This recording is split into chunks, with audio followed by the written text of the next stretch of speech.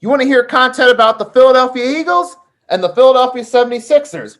That's straight to the point, no nonsense, no over-the-top shenanigans. Say what we got to say and keep it moving. Then you made the right choice coming to Nikki Steve's channel, so stay tuned. All right, Nikki Steve's back again with another video. Got a few more hours for Game 1 between the Sixers and Hawks at the Wells Fargo Center, also in NBC Sports Philadelphia.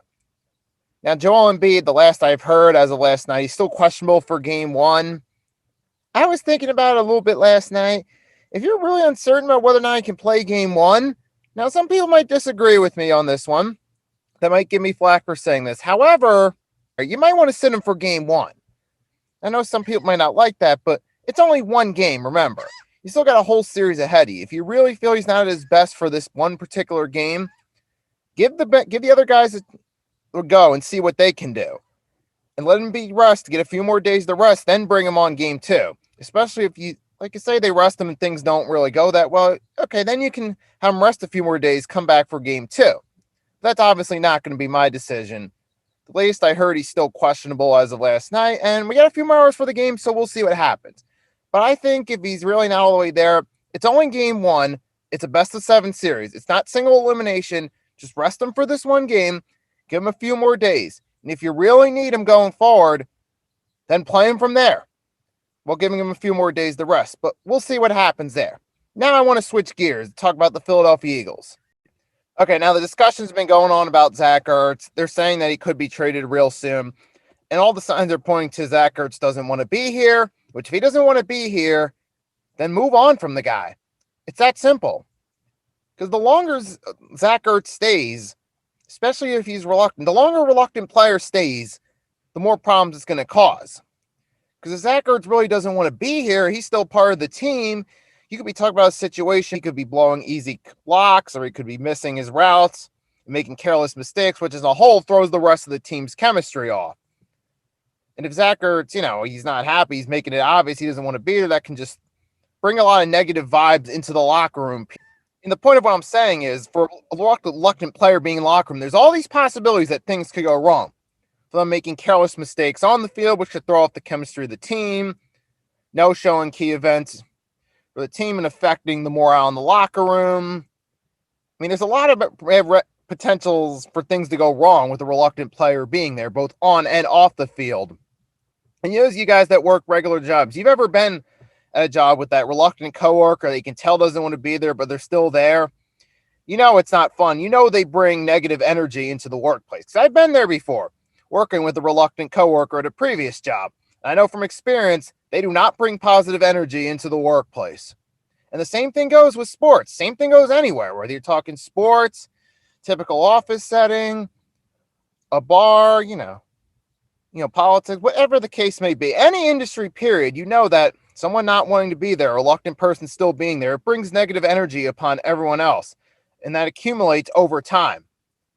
If Zach Ertz doesn't want to be here, he ends up staying here. That could accumulate negative energy throughout the season. That could affect the team's play. I mean, you remember what happened with Terrell Owens and Donovan McNabb when they had the beat, how it affected the team. It divided the locker room. And once it divided the locker room, the rest of the season just went downhill from there.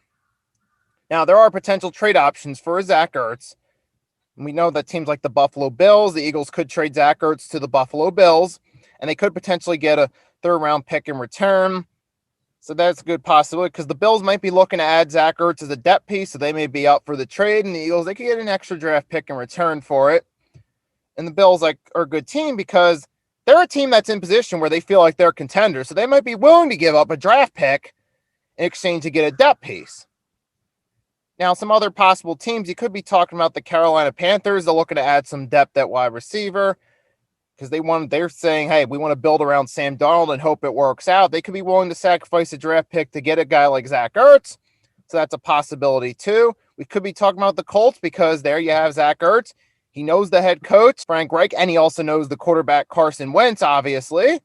So the Colts may be willing to bring in Zach Ertz to give Carson Wentz someone he's familiar with. Zach Ertz can play with a quarterback he's familiar with, and that could be a win for them. If you see me sweating, I apologize if it's disruptive. And let me back to it. Yes, so Colts could be willing to give the Eagles a pick. They did it with the Carson Wentz trade, but I don't know if the Colts are going to be willing to give up too many picks. It could happen, but then again, it could not happen. We'll have to see.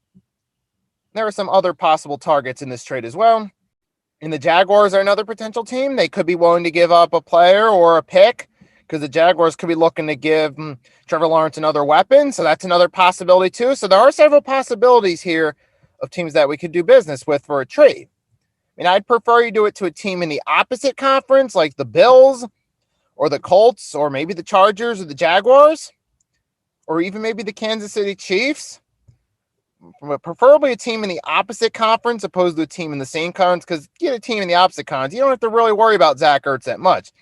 But you send him to a team that could compete with the Eagles, well, you're definitely not going to send him to an NFC East team, but even a team in the NFC that could potentially be contenders or that we could be competing with in the future, you don't really want to put Zach Ertz there. If you can, you want to send him to the opposite conference where you don't really have to worry about him. You only have to worry about him every 4 years. Like I said with Carson Wentz, when he was reluctant, I said, you got to get rid of him, and they did. Well, I feel like I got to do the same thing with Zach Ertz. You got to say to Zach Ertz, thank you for your service. Thank you for your contributions to Super Bowl 52. Best of luck in your future endeavors. I'm going to leave it at that. So you guys let me know what you think about possibly Zach Ertz getting traded. Do you think they should do it? And if so, who do you think is a possible trading partner for Zach Ertz? Let me know in the comment section. Most of all, to everyone watching, have a wonderful day or night. Nicky Steve signing off, and I'll see you next time. For more content like that about the Philadelphia Eagles, make sure you hit the subscribe button and the notification bell so you're notified when I upload a new vid.